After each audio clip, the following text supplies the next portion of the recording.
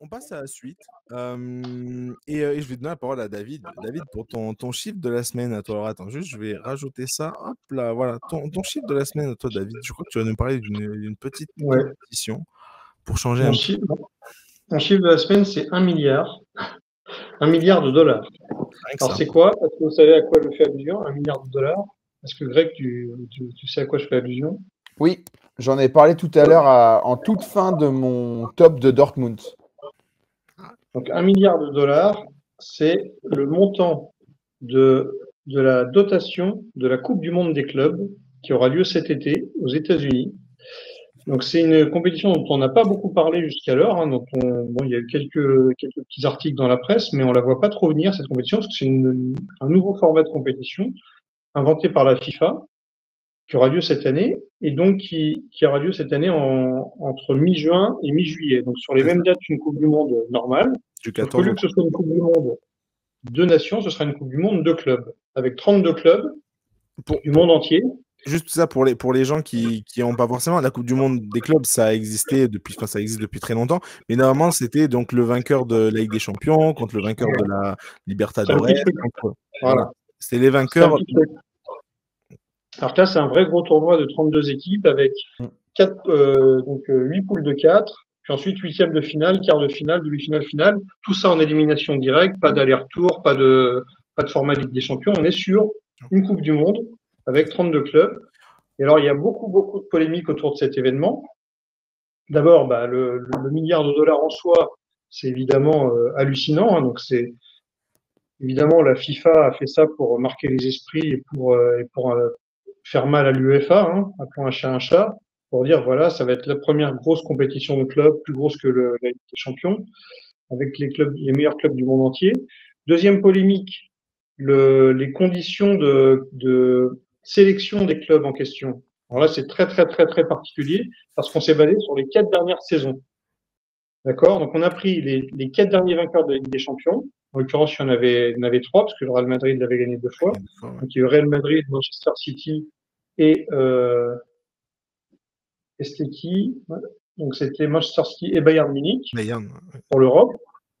Plus ensuite les 9 équipes les mieux classées à l'indice UEFA sur la base des 4 saisons en question. Et donc, parmi les grands absents de ces 12 clubs européens, il n'y a ni le Barça, ni Liverpool, ni Arsenal. Pourquoi Liverpool et Arsenal? Parce qu'il y avait déjà 2 clubs anglais, en l'occurrence Chelsea qui était qualifié, et du coup, qui éliminait la possibilité à Arsenal et Liverpool d'en être. Et le Barça n'était pas dans ce top 9 indice UEFA, et c'est l'Atlético Madrid qui a été qualifié. Donc ça, c'est bon, voilà, premier truc bizarre. Ensuite, au niveau du reste du monde, je crois, je vais pas dire de bêtises, mais je crois qu'il y a que 3 clubs africains. Donc on n'est pas vraiment dans quelque chose de mondial équilibré, quoi. 3 ou 4 clubs africains, j'ai un doute.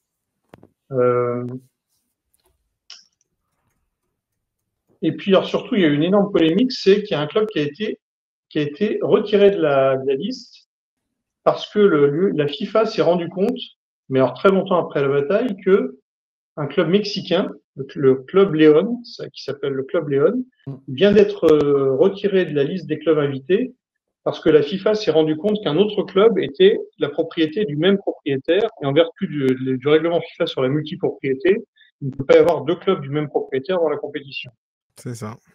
Et donc là, du coup, ça libère une place. Et donc les débats sont en cours pour savoir qui va remplacer le Club León, et peut-être qu'ils vont réussir à faire venir le Barça, évidemment pour les questions de business, le Barça ou Liverpool. C'est pas l'Inter Miami qui les a remplacés? Il me semble que oui, c'est pour ça ce que j'avais dit. Alors, si c'est l'Inter Miami, c'est plus logique parce que c'est la CONCACAF. Donc là, c'est plus cohérent. Mais on sent quand même que la FIFA, elle a quand même cette tentation de changer. On sent quand même que la FIFA a cette tentation de faire bouger les règles comme ça l'arrange, quoi. Enfin, oui, parce que pour l'Inter Miami, moi, ce que j'avais vu, en fait, c'est que en fait, il y avait je crois qu'il y a, enfin, aux États-Unis, donc tu as la MLS, et je crois que tu avais un autre championnat un peu annexe. Et en fait, l'Inter Miami, je crois, avait perdu en finale contre les Sounders de Seattle, il me semble. Et en fait, ça devait être les Sounders de Seattle, mais finalement, ça a été l'Inter Miami. Et il y a eu plein d'articles qui sont sortis. Pourquoi c'est l'Inter Miami? Tout simplement parce qu'il y a Lionel Messi, voilà. Je crois que c'était pas en remplacement du Club Lyon. Je pense que ça a été une polémique avant ça encore. Une polémique de pourquoi l'Inter Miami, parce que c'est Messi. Columbus, pardon. En fait, on sent, ça rejoint ma réflexion globale. On sent que la FIFA veut qu'il y ait Messi, veut qu'il y ait le Real Madrid, veut qu'il y ait tout le monde, et va essayer de trouver des compromissions avec son propre règlement pour faire entrer des carrés dans des ronds. Et enfin des ronds dans des carrés ou des triangles dans des. Enfin bref, vous avez compris l'idée. Donc ça, c'est une polémique. Et dernière polémique et non des moindres. Écoutez celle-là, si vous l'avez pas vu passer, elle est énorme. La FIFA va créer une fenêtre de mercato spécifique aux clubs qualifiés dans cette compétition pour leur permettre de recruter des joueurs le temps de la compétition. Pour la compétition, ouais. C'est-à-dire que là, on est en train de dire que comme ils n'ont pas réussi à qualifier Al Nasser, qui avait rien gagné, le club de Cristiano Ronaldo, on va trouver un moyen de faire recruter Cristiano Ronaldo par une des équipes qui va disputer la compétition pour avoir Ronaldo en plus de Messi et en plus de tout le monde dans cette épreuve. Donc c'est vraiment n'importe quoi, c'est du football circus.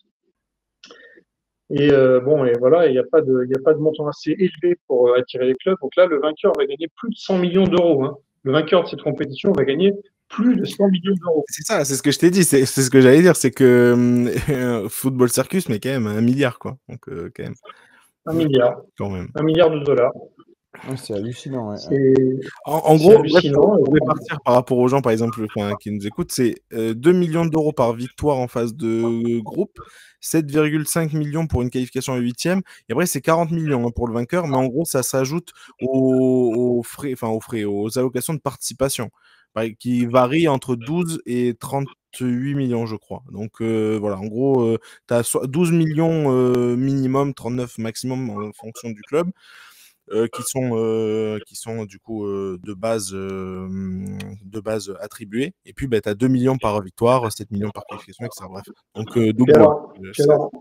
Donc, l'autre polémique évidente, mais c'est la toute première, c'est qu'en fait, cette compétition elle a lieu du 14 juin au 13 juillet 2025.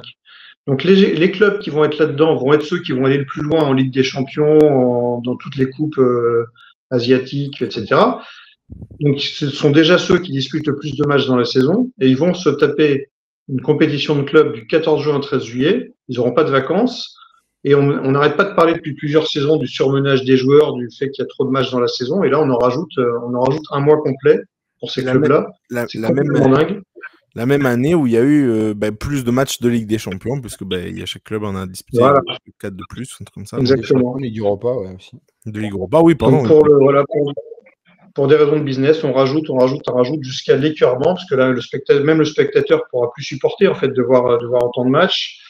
Bon, et après, une fois qu'on a dit tout ça, on est quand même bien excité à l'avance de se dire que le PSG va participer à cette compétition et a la possibilité d'être champion du monde des clubs en l'espace d'un mois, avec un calendrier très très faisable en plus, puisque donc dans le groupe du PSG, on a l'Atlético Madrid, le Botafogo et le Seattle Sounders, les Sounders de MLS.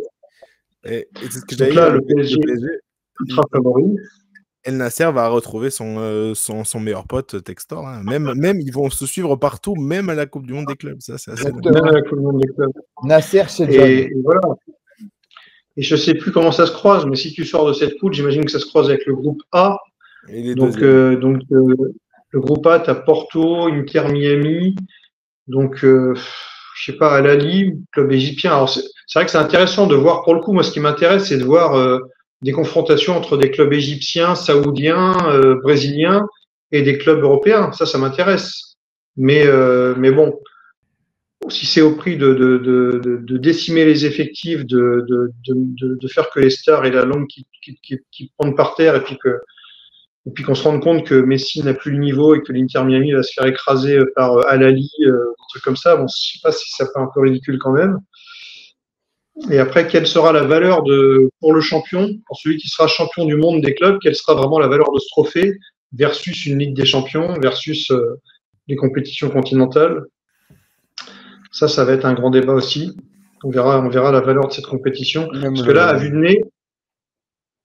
nez, les poules, ça va être une rigolade pour Paris, pour le Real Madrid, pour le Bayern, ça va être une rigolade, quoi. Ça va être très, très, très facile. Ça, comme d'hab, j'ai pas le chiffre, mais sincèrement, de ce qu'on a vu, attends, Coupe du Monde.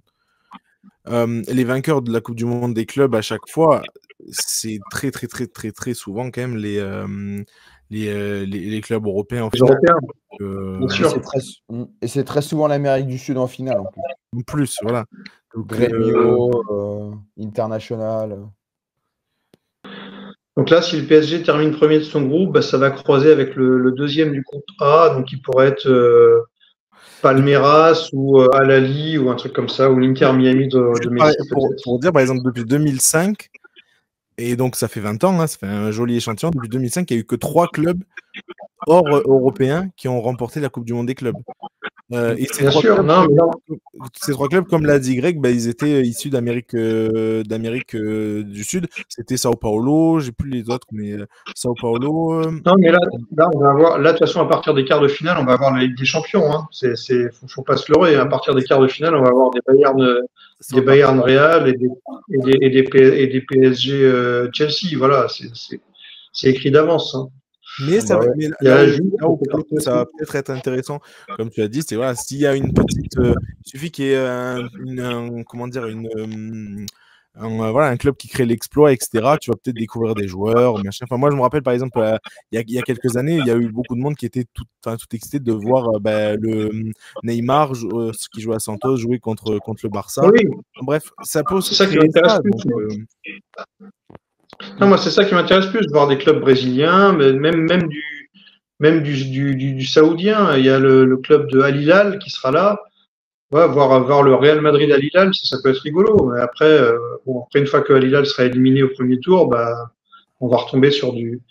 En fait, à partir des quarts de finale, ça va être que des clubs européens. Enfin, on verra peut-être par une surprise. Ce qui est intéressant, et là où, pour le coup, on va voir, c'est est-ce que ça va être des matchs, considérés comme des matchs amicaux pour les clubs, ou est-ce que l'enjeu financier est tel qu'ils pourront se battre? Pour moi, c'est là où c'est la question qui sera, en gros, s'il décide de se battre, ce sera forcément intéressant, parce que même si, je veux dire, ça va être des matchs en plus, et c'est encore des compétitions, et c'est des trucs, bon, c'est toujours redondant, c'est toujours le but, c'est toujours de faire de l'argent, encore plus d'argent, etc.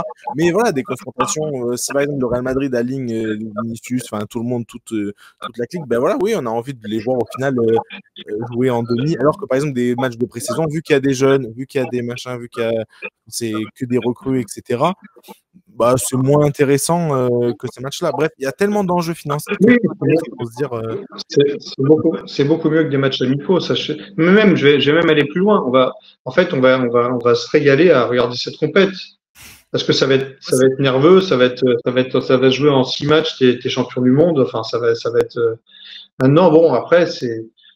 Le groupe F, pour la fine bouche, c'est Fluminense, Borussia Dortmund, le club coréen de Ulsan et le club sud-africain de Mamelodi Sundowns. Voilà, bon, c'est. Champion, Je suis pas sûr qu'on voit du très grand football dans cette poule-là, quoi. On verra. Deux clubs de cette poule-là vont avoir accès au 8e de finale. Après, on verra pas énormément parce que c'est sur DAZN, il me semble. Ouais, sur DAZN, ouais. Et en DAZN, c'est en clair sur DAZN. Ouais, mais c'est la nuit. C'est en clair. C'est aux États-Unis, décalage horaire. Après, je pense qu'ils sont pas suffisamment débiles pour le foutre des horaires invisibles en Europe, mais si ça joue l'après-midi aux États-Unis, ce sera visible en Europe. C'est ça. En fait, ça doit tout dépend de. Ouais, ça va dépendre. Dépend de ça. C'est ça. Ok, écoutez, en tout cas, on va évidemment la suivre. On a quand même un peu hâte de découvrir, mine de rien, on a quand même un peu hâte de voir au moins ce que ça va donner sur la première. Il y aura toujours ce petit côté nouveauté qui va être intéressant à suivre. Maintenant, bon, c'est toujours plus. Après, le trophée, il est beau, par contre. C'est toujours pareil, c'est les joueurs qui trinquent, quoi. Les joueurs à la fin, bon, c'est eux qui sont le plus. Ah bah oui. Ils ont fait un très beau trophée, par contre. Ils l'ont présenté, il est beau le trophée. C'est vrai qu'il est joli. Tiens, c'est celui qui est en image. Je le projette là à l'image. C'est celui qui est là. Le trophée est très joli. Par contre, ça, c'est la réalité. Le trophée est très joli. Donc, à voir. Je crois qu'il y avait du budget pour tout, y compris pour le trophée. C'est ça. À voir s'il peut récupérer la même importance comme la Ligue des Champions. Est-ce que ça, on verra encore. Ça sera encore différent. Mais peut-être qu'il y a ce côté-là. Et tu as raison. Un peu pied de nez à lui. l'UEFA où en fait, tu vois, il y avait ce truc-là avec la Super League, machin. Bref, en fait, il y a tellement la possibilité d'avoir autant d'argent. Pourquoi, entre guillemets, l'UEFA en donne aussi peu, entre guillemets. Bon. Je pense que ça serait un débat intéressant à faire. Mais bon. Ok. Bah oui, parce que là, la tendance des clubs vis-à-vis de l'UEFA, c'est de dire faisons comme en NBA. C'est-à-dire, on regarde le chiffre d'affaires global généré, on veut notre part du gâteau. En NBA, c'est comme ça que ça marche. Ils disent voilà, il y a tant de milliards générés par les droits télé, par les droits marketing, on répartit comme ça, tant pour les propriétaires, tant pour les joueurs, avec un salary cap. Et ça se passe très bien et ça nourrit la croissance du business. En Europe, il y a l'UEFA qui s'en met plein les poches, qui reverse ce qu'elle veut au club. Et puis, quand les clubs crient un peu trop fort, elle le reverse un peu plus. Et puis voilà, quoi. Là, la FIFA s'est dit, tiens, on va mettre la puce à l'oreille au club, on va leur donner 1 milliard d'un coup.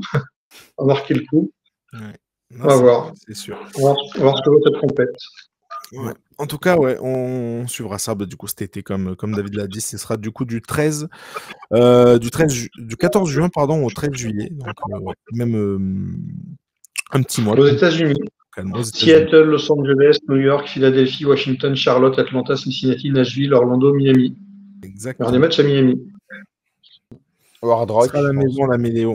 Il sera à la maison. Parce que le stade sera pas construit encore. Donc, le stade pour la Coupe du Monde. Non, ce ne sera pas la Coupe du Monde. Ce sera au Hard Rock Stadium, à mon avis. Petite répétition de Coupe du Monde pour certains stades et pour un peu l'organisation américaine, mais ce ne sera pas non plus.